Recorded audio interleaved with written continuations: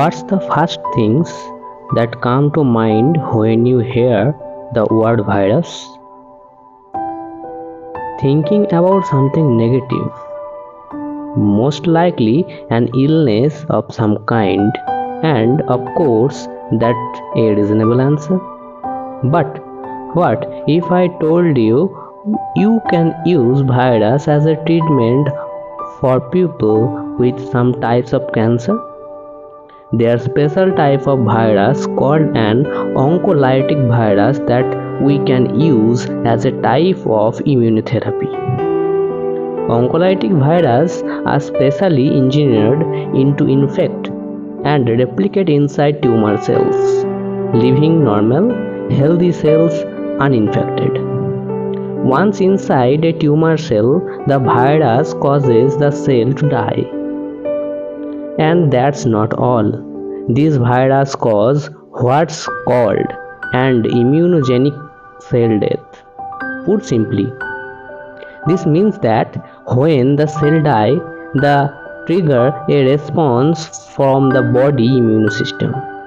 By killing a tumor cell, the virus helps the body's immune system to recognize tumor cells as a foreign, because it sees the virus as foreign, that stimulate immune cells to attack and kill them. That might sound like it's win-win, but there's a catch. The immune system does not just work with their virus, it also works against them. If the body's immune cells find them before they reach the tumor, they will destroy them. But as they would with any other foreign virus or bacteria in the body, for some cancers like melanoma, this is not much of a problem. As these cancers are on the skin, the virus can be injected directly into the tumor. But for other, less easily accessible tumors, this poses a big problem. The virus has to travel through the bloodstream to reach them and will encounter a lot of immune cells on the way.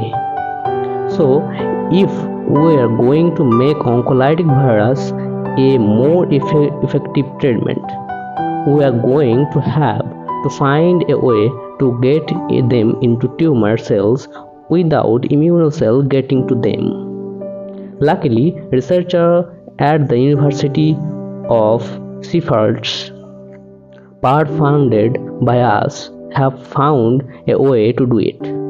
Ever heard of Trojan horse? In this case, the horse is a type of immune cell called a macrophage. The job of a macrophage is to surround and kill any foreign microorganisms it finds in your body by engulfing and destroying them. In Greek, macrophage means big eater, and we can use that property to our advantage. We can put the virus inside a macrophage. Macrophages are very happy to engulf and eat things, which make them quite easily to infect with a virus, but also make them great candidate for this is that you find a lot of macrophages in many tumors already. For example, some solid tumors have been reported to have around 50 to 80% macrophage content, and unlucky other immune cells, macrophages don't just sit on the periphery or the outside of the tumor. They have this ability to penetrate quite deep into it. So, in short, we can make macrophages from the blood of a person with cancer and infect them with the virus.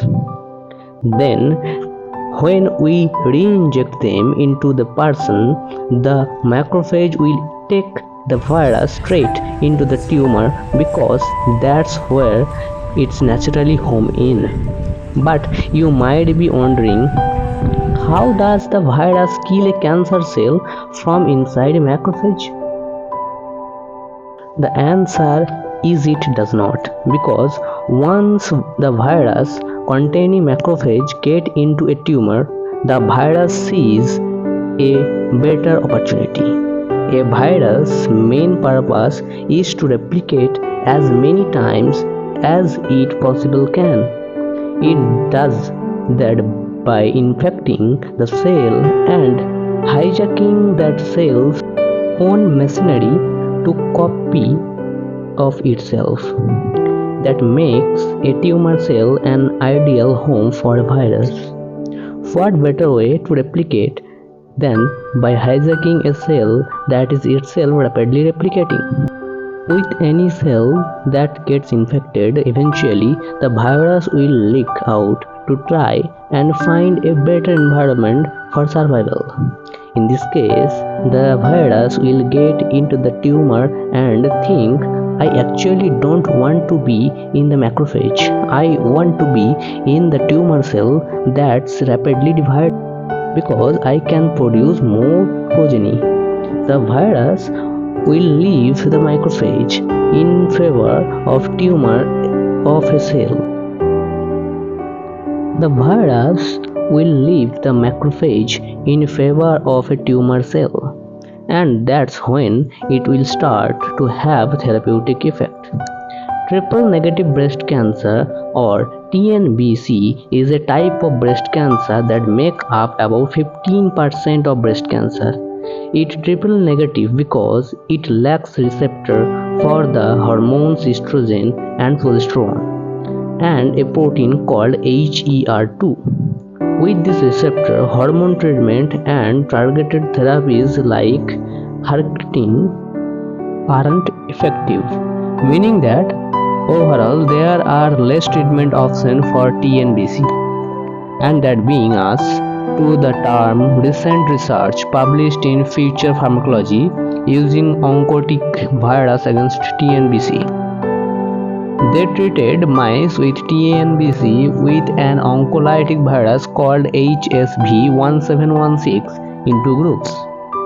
In the first group, they administered the virus by itself, and in the second, they administered it inside a macrophage. They found that in the mice that had been treated with the virus inside macrophage, the growth of their tumor was slower, and they survived their cancer for longer than those in the other group. And that's not all, because virus is protected by the macrophage. The term found that the viral load, meaning the amount of virus in a person's blood needed for the treatment to work, was 100-fold less than when delivered without the macrophage. The presence of the macrophage also lessens of target effects, as it carries the virus directly to the tumor without giving it the opportunity to infect other cells. The team have demonstrated that these viruses are effective at treating cancers like prostate cancer before, but this is the first time it's been shown to work in TNBC. Another reason TNBC tumors are hard to treat is that they are often what we all call tumors.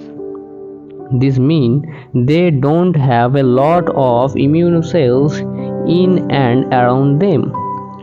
That lack of immune cells, specifically cells called T cells, is the reason they don't respond to immunotherapies.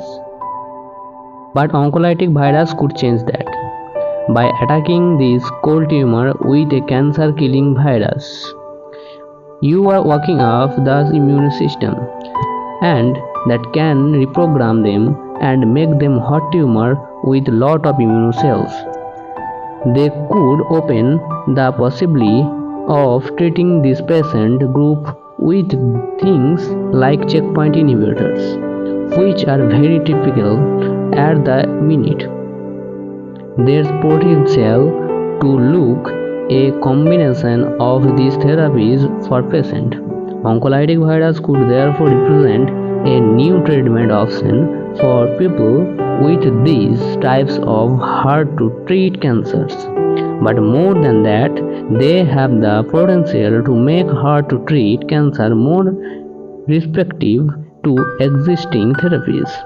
So, while it will take some time before these therapies have been developed for use in humans, the future looks hopeful for oncolytic virus, and hope probably was not the first thing that came to mind when you thought virus.